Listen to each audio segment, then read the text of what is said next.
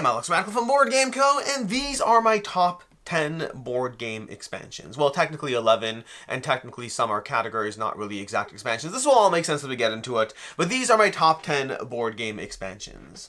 A few weeks ago on a live stream, someone asked me my top 10 board game expansions, and I rattled off 3 or 4 before realizing that this is actually a good video to do on the channel, so the entire live stream got 3 or 4 of them, and now you can get the entire 10, or 11, or some with categories. Either way, these are my top board game expansions. Now, specifically, the criteria over here are not just expansions that are good. There are so many of those. Rather, these are specifically expansions that made the base game much better. So it's not just about the expansion being good, it's about how much of an impact it had on the base game experience. Speaking of which, in terms of the way these are being ranked from most to least, or I guess least to most of an impact, my number 10 is going to be the least impactful as far as how much it improved the base game, and my number 1 is going to be the most impactful as far as the difference it made. In most cases, not all cases, I liked the base game plenty without the expansion, but there's still a gap that was really added once the expansions were in play. So effectively, I would say that these are the most, in my opinion, the most relevant to buy because of how much they improve upon the base game experience. And my number 11, or number 10, my number 10 and 11, and kind of categories in general, are specifically going to be Marvel United and Zombicide Black Plague. Now, technically you could argue there's other Marvel United systems and other Zombicide systems, but I'm going to use these two as a basic structure for this. And these are 2 games, Marvel United base game, not the box you have here, and Zombicide Black Plague, are both games that the base core of what the game offers is already giving me the main experience that I want. But I do find that if I was recommending either Marvel United or Zombicide Black Plague to you, both fantastic games that I love. These are my top 50 easily. They're both 5 out of 5 experiences. I love what these games do. But if I was recommending to you to get one of these, I would tell you, but you kind of need expansions if you really want to enjoy the experience the most. While the base games do give you a good overall experience, I find that the expansions add a needed variety that if you just play the base game, within a few plays you've kind of seen enough of what the game has to offer, and expansions will really mix up the variety of the, well again, it depends on the game you're playing with, but in Marvel United, the enemies you're fighting against, the heroes you're fighting as, although that's honestly not that much of a difference. More specifically in Marvel United, I do find that all the various expansions add gameplay modes that really mix up the variability of Marvel United and makes it a far better experience. With Zombicide Black Plague, the Abomination variety, the hero variety, some of the various enemies you can get, if you can get your hands on, the Deadeye Walkers, the Wolves, you already have an Abomination pack, you already have a good mix of things that will really give you a ton of variety to an excellent experience. Both of these are great games in my opinion, but it kind of feels like the base game is where you start, and you shouldn't have to go 2 expansions to get a good full experience, but I think you do need to go 2 expansions to get a full experience out of these games. These are the only ones where I kind of have categories in general. After that, it's full-on straight expansions, for the most part. There's maybe a caveat or 2 in there. Anyways, that is my number 10. My number 9 is A Feast for Odin. The reason this is my number 9 is specifically because of the fact that, honestly, A Feast for Odin is a banger of a game as is. Now, that's true for many others on this list, but I would say that from the rest of these on this list over here, the one that I am most comfortable going without the expansion and not feeling like I'm missing out is A Feast for Odin. Now, don't get me wrong, I love what the Norwegian's expansion adds, and the fact that it's even on this list still means that it does improve upon the base game a ton. There's so many expansions I have that otherwise would make this list. I do think that A Feast for Odin from Uwe Rosenberg, an excellent, incredibly meaty worker placement game with polyominoes you're sorting onto a grid in a game that feels like it shouldn't be polyominoes, but works incredibly well with the polyominoes, and the tons of worker placement actions you're going to take.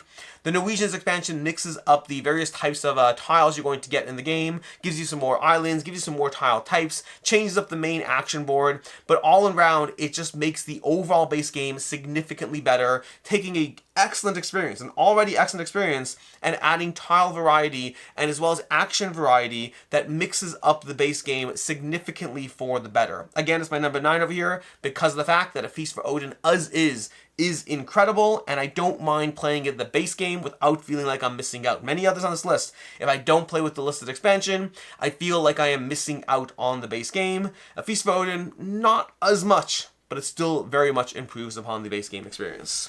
From there, we go to my number 8. My number 8, are we up to number 8? My number 8 is Spirit Island.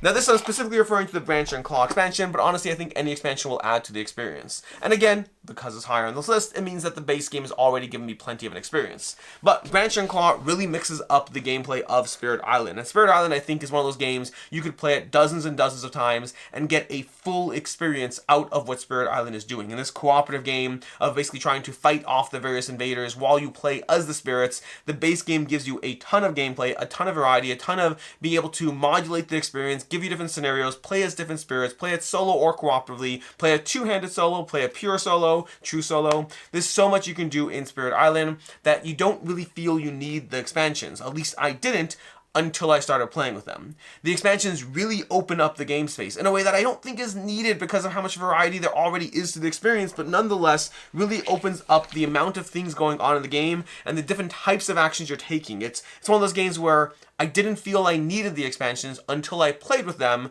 and now it does feel like I'm working with a more limited pool of possibilities whenever the expansions are not in play. I haven't played all the expansions, but when the expansions are not in play.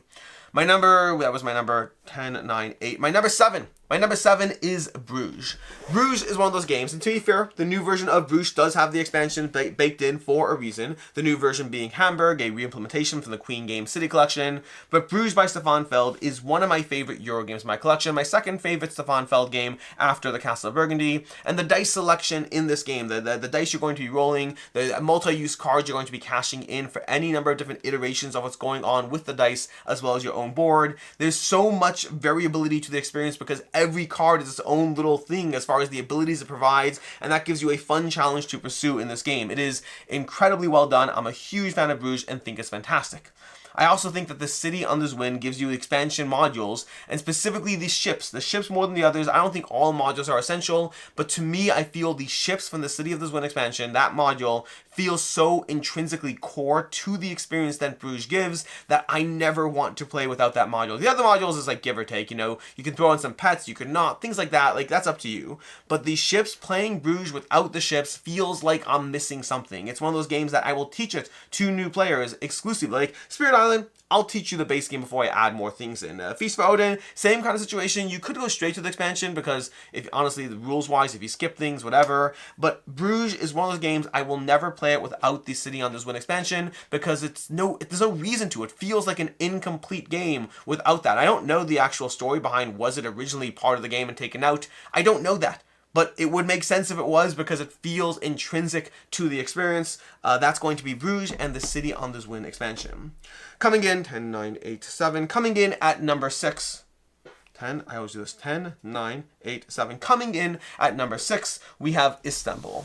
Now, I will say, I have not actually played with the Letters and Seals expansion yet. Rather, I do have it, but I just haven't played with it yet. But I have played with Istanbul base game, as well as Istanbul, Mocha, and Bakshish expansion. And Istanbul is a delightful sort of worker placement game. It's worker placement with a bit of a puzzle as far as how you're going to try to place your people around the map, making sure to maintain correct distances so you can retrieve, because you activate locations by dropping off or picking up assistance, which means it's a bit of a puzzle as far as planning a few turns out, planning a few actions out, so you can properly, well, not waste turns. If you're not able to pick up or drop off an assistant, you're basically wasting a turn, which is very inefficient and will probably cause you to lose the game if you do it like more than once, and honestly even once is pushing it. But basically the game is a delightful little puzzle of looking at the grid of action tiles and trying to figure out your own little optimization puzzle throughout. And the base game was fine. I liked the base game, but to me, Mocha and Bakshish took it from a game that I liked to a game that I loved. I don't know what it is about the extra additions that Mocha and Bakshish provides. I don't know if it's about the larger board and the tiles you have there. I don't know if it's about the specific tiles. But for whatever reason, I always felt, similar to the way I'd say Zombicide Black Plague feels like a great game, but then missing variability.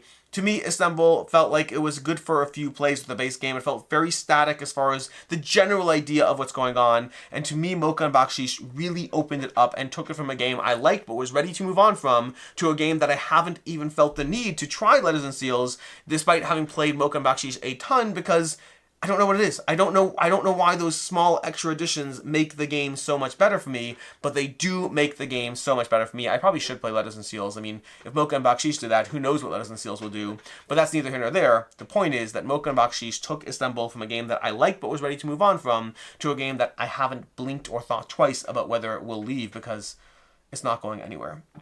Coming in at number 5, we have Seven Wonders Leaders. Seven Wonders has a lot of expansions. The newest one I still haven't played. I got it forever ago. I still haven't played the newest expansion, but I've played with a lot of the expansions of Seven Wonders. But for me, the specific one that I think is essential, that whenever I play without it, it feels like a lesser game experience, is Seven Wonders Leaders. Seven Wonders is a drafting game of building up your civilization across 3 rounds as you draft cards, thinking what's good for your engine, while passing cards to your players on your left or right, depending on the round, to see what's good for their engine, and trying to think through not passing your opponent's opportunities, but also be mindful you can't take every card in a hand that was passed to you.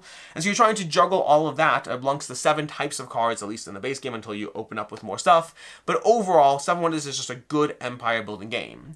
Leaders gives you a pre-game draft, a draft in which you're going to draft these leaders that give you abilities that you're going to utilize, 1 in each round, and they really open up the game experience for me. They take a great game that already is, well, just very, very satisfying, but they really give you a degree of direction and variability, a way that gives you your own little competitive advantages as you draft your starting competitive advantages and figure out how to utilize them within your engine. Seven Wonders is great. I will happily play Seven Wonders without leaders, but I do always feel leaders as missing whenever I don't have leaders in play. It's just a great expansion for a great game. One of the oldest games in my collection, been around for a while, and just an excellent experience.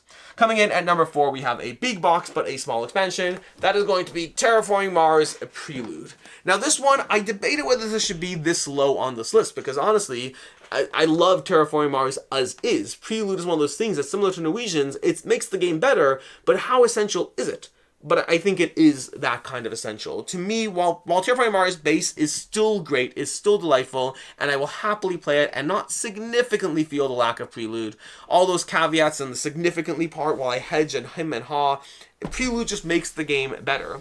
It gives you a quicker start to a great game that can run a little long, and so that quicker start is very satisfying, but it also gives you not just a quicker start, but also the abilities you get from your Prelude cards really lean into the experience, giving you, similar to Leaders, a bit of a direction while speeding up the game, which just means you can play more Terraforming Mars. You can play it again because you already got part of the experience in from Prelude. Overall, Prelude is an excellent addition from all the expansions Terraforming Mars has, and I've played most of them. I only have not played Venus Next. They overall, they're take it or leave it for many of them. Some of them make the game longer, but a little better, but is it worth it? To me, Prelude is the best expansion. Yes, to the point that they even had Prelude 2. They have an expansion that the entire name of the expansion is Prelude 2, because that's how iconic Prelude is to Terraforming Mars as far as how much it improves the overall board game state. From there, my number 3 is Viticulture. Viticulture, this is the Essential Edition. We have Tuscany in here. Viticulture and Tuscany. Tuscany is specifically the expansion I'm talking about. But Viticulture is a great worker placement game from Stonemaier Games that I was very late to the party on. I had played most of Stonemaier Games' newer games, always bypassing Viticulture. The look of the game just never pulled me in for whatever reason. But when I finally did play Viticulture, I thought it was great. And then eventually I tried out Tuscany because people said Tuscany was an essential expansion. I was like, Tuscany's good, but honestly, base game Viticulture is totally fine as is. Until eventually, after multiple plays of Tuscany, there was one time where I happened to try to play the base game of Viticulture, and I was like, oh, I don't think I can go back. Base game Viticulture, for whatever reason, I don't know why this is. Going to Tuscany felt like a nice to add expansion. Going back to Viticulture was like, I don't want to do that. I just don't want to do that. I think Tuscany really mixes up the experience, taking you from 2 seasons to 4 while adding a lot of other things. It's not just that, but effectively, Viticulture is a season-based worker placement game. You have a limited number of workers for the whole round, but you can distribute them amongst different seasons, but you have this pacing of the game as far as when you're committing to where your workers are going to. Overall, it's a delightful puzzle, but Tuscany as an expansion made it so that while I was not aware of how much the impact was, trying to go back to Tuscany, after trying to go back to base Viticulture after the fact, I still can't do it. Like, Viticulture's on Board Game Arena, I don't play it there because it doesn't have Tuscany. Other games without expansions, like that, well, we'll talk about it more, but like for Odin, for example, until they finally added the Norwegian expansion, I happily played it on BGA. Viticulture, I can't do that with. Anyways, my number 2 is another game that I'll happily play on BGA without the expansion, but I do always feel the expansion is missing, which is why it's always great to get this game to the table in person, and that is Lost Ruins of Arnak. Lost Dunes of Arnak, from the first time I played it, I thought it was an incredible experience. A great combination of worker placement and deck building, combined with a beautiful, beautiful components, art, all of that. It just delivers it. It delivers. It delivers as a great game. Doesn't last too long. Is very satisfying. Lots of ways to pursue victory. Overall, Lost Dunes of Arnak is one of my favorite games. I'm pretty sure it's my top 10 games. I think it's been my top 10 games for several years running. It's just a great game. But leaders took a great game and made, not leaders, the expedition leaders, I guess it's leaders. Expedition leaders took a great game and just made it even better by giving all the players asymmetric roles. Now, the Missing Expedition is also a great expansion for Lost Dunes of Arnak, but that one would not make my top 10 board game expansions. Versus Lost Dunes of Arnak Expedition Leaders, this one very much would, because of the asymmetric abilities that it gives to the players, taking an excellent game of, well, Arnak, and then just making it more variable so you can dive into different pathways, different advantages every single time you play. It took a great game and made it significantly better. My number one on this list is Dune Imperium Rise of Ix. You see, as much as I like Lost Dunes of Arnak, and as much as I like Dune Imperium, I do find that Dune Imperium, when it first landed, it was great. Another great combination of worker placement and deck building, coming out the same year as Endless Winter and the same year as Arnak, and all of them were excellent experiences that really just, they operated so differently as far as how they did it, but they all utilized a combination of mechanics that wasn't commonly put together, and they all did so well. But Dune was pretty far short from Arnak for me, and to be fair, I still like Arnak better, but the Dune Imperium Rise of Ix expansion took a core gameplay loop, and to me it kind of broke up the gameplay loop, giving the players a lot more agency as far as how they explore the different worker placement options in the game. Again, the basic loop of Dune, it felt, despite the game being excellent, despite all the combat, the cards, everything was great, but there felt like there was a kind of circular loop of what you had to do as far as the resources, and Rise of Ix really mixed that up for me. I have a hard time playing Dune Imperium without including Rise of Ix because of how much more it does for the game. And I'm saying this as somebody who the other expansions for Dune Imperium I have not felt were completely necessary. They're nice to have by all means, but they're far from necessary for me. Versus Rise of Ix is a significant improvement to how much I like Dune. I already liked it. It was like number 80 in my top 100 at the time, or something like that, but the first year it came out. But then it bumped up to around 30 or so after playing with Rise of Ix. It was that much of an improvement to the overall game experience. To me, the two should go hand in hand. And no, I still haven't played Dune Imperium Uprising. I need to do that. In any case, until next time, well, before I do that, these are my top 10 board game expansions. Again, we have some categories with Marvel United and Zombicide Black Plague. We have a whole bunch over here as far as how much they've improved the game. Some games I'm happy to play without, some games a little bit less so, and I definitely feel their lack. But these, to me, if you're looking for expansions that most improved the base game experience, these are going to be those games. Until next time, I'm Alex Radcliffe from Board Game Co. I hope you enjoyed this video, and as always, I hope you have a good one.